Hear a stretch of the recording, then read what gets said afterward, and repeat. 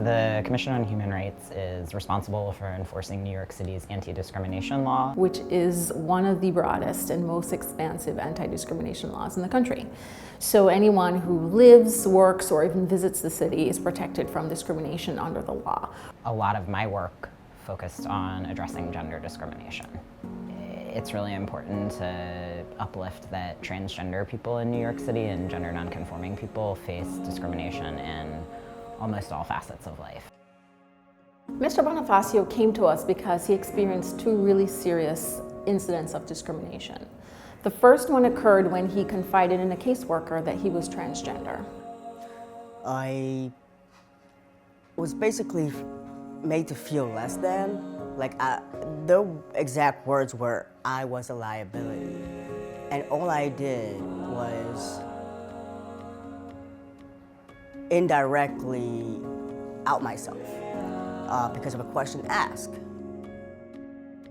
The worker responded by immediately telling Mr. Bonifacio that he was a liability and moving him from the hotel where he was staying, where he was fairly comfortable, to a much more institutionalized and less desirable shelter where he felt so unsafe that he actually left within a period of days. There's nothing wrong with being trans. There's nothing wrong with you. There's nothing wrong with me. There's nothing wrong with what I did and, having to out myself. This was all the irresponsibility of that agency. The second incident occurred when he was interacting with officers who repeatedly and intentionally misgendered him in front of other people. If someone misgenders you or outs you, that's harassment. You're compromising my safety, you're outing me, you're outing my trans status. My gender assigned at birth is medical information. So I had to go to the commission after that. When a member of the public files a complaint of discrimination, the Commission's first job is to look into things and get to the bottom of what happened. The Law Enforcement Bureau found probable cause in favor of Mr. Bonifacio and then settled the case for emotional distress damages for Mr. Bonifacio. And then we also reached an agreement for the respondents to change their policies and practices to reduce the likelihood that other people would experience discrimination. When it comes to the commission helping people overcome these cases of discrimination, they're basically helping these people overcome an obstacle that shouldn't exist in the first place. I think it's so important that a government entity is right here in New York City is taking a stand and saying, we will defend you. We have your backs.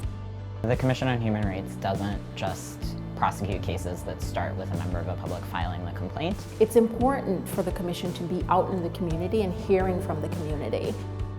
Individuals aren't always at a place where they can step forward and be a named complainant. And we then can step into their shoes and be the complainant and make sure that rights are being enforced without putting an individual in that vulnerable position of having to say, yes, I was discriminated against. It only takes one case. This is all these people needed, is one case.